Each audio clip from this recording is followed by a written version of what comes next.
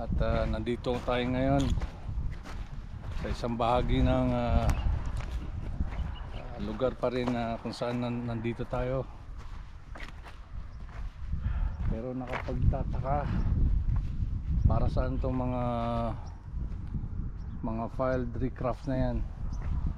So nakikita ko isang napakatagal na hindi kaya isang village so nung araw na may or ito'y bahayan ng mga hayop. Grabe yung file. Yan, masyadong napakatagal na ng panahon to. Tingin ko mga 100 years na nagawa ito. Yan. So hindi to, tsaka ang daming dumi ng hayop. Hindi kaya ito kung saan namamahay yung mga camel na gala sa lugar na to.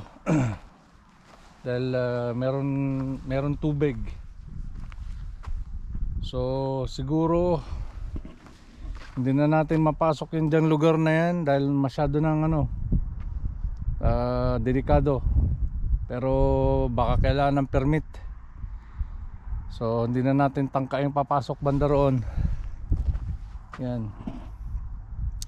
Hindi na natin tatangkain dahil baka may malabag tayo ritong safety measurement ng Oman authority. Pero nakita na natin yung sitwasyon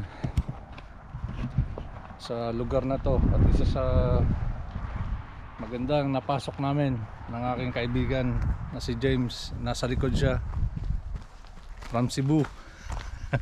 From to Cebu. Oh, bati ka dyan James. Batiin mo yung mga kamag-anak mo dyan sa Cebu.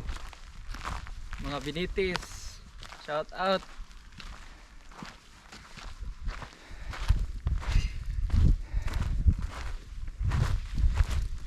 Oo. Tayo na James, mukha mo.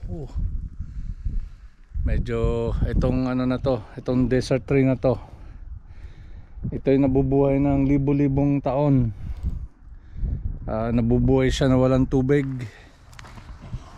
At delikado dahil yung kanyang mga sanga-sanga may mga tinik.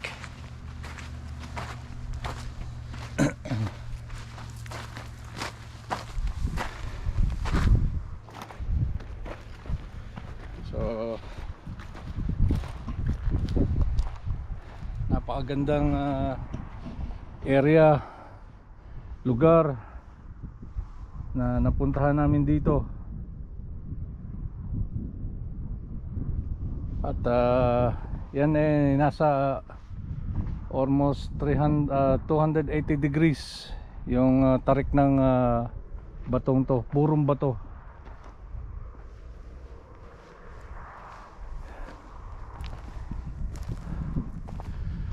At may mga butas-butas, ibang klaseng butas. Parang mayroong mga hayop na nakatira sa loob ng butas na yan. Napakaraming butas. Hindi yan basta-bastang butas lang. Pwede nating binutas ng hangin or tubig, pero kakaiba. Parang mayroong hayop na laman sa loob. Animal talaga. So eto kami.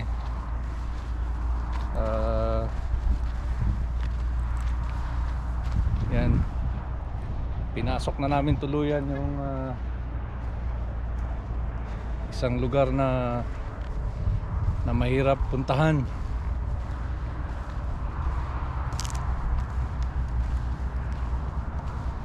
Dito lang yan sa Hatauman. Isang pambihirang experience. Yan.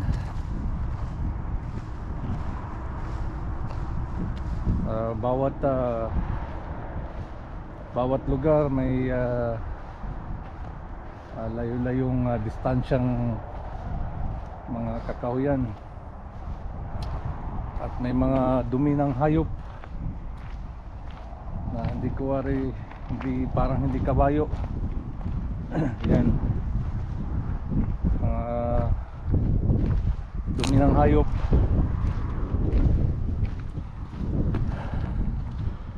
Yan,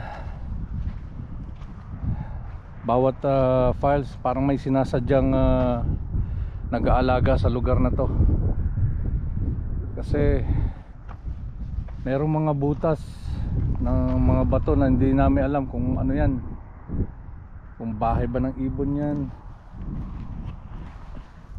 Isang katanungan na mga butas nasa bato, at may mga files na bato. Siguro ito yung pinagbabahayan ng mga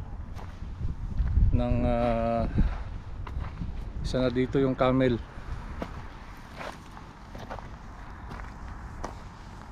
James, sungin natin konti dito. Nahiwagaan na ako sa mga butas na to eh. Tara, susungin natin konti yung parteng to.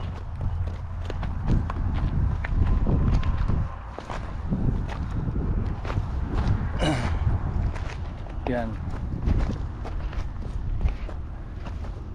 lahat may mga siya, may mga bato na parang ginawang bahay, na parang parang ancient village nung araw.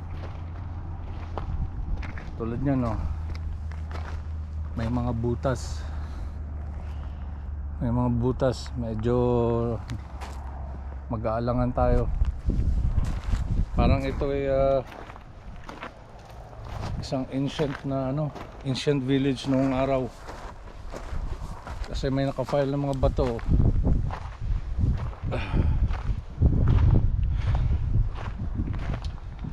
Yan, ito yung wari ko nito ay isang kulungan ng hayop. Ito, sa nakikita ko, isang kulungan ng hayop to.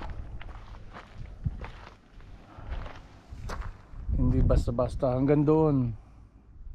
Sa tingin ko merong daanin yan, lagusan papunta doon. Pero dahil wala tayong permiso, hindi natin lalabagin yung batas dito. Hindi natin alam, baka merong permit na tamang permiso, kasi delikado na yan dyan. So kung kailangan na mag-terrain, kailangan humingi muna ng permiso sa otoridad. Ha? Parang matagal na to. Oo. So sabi ng kasama ko dito, yun din ang niya, findings niya. Matagal ng panahon to, more than 100 years ginawa to. Hindi lang isa, dalawa, tatlo, apat, marami. Ito parang kulungan din ng hayop to.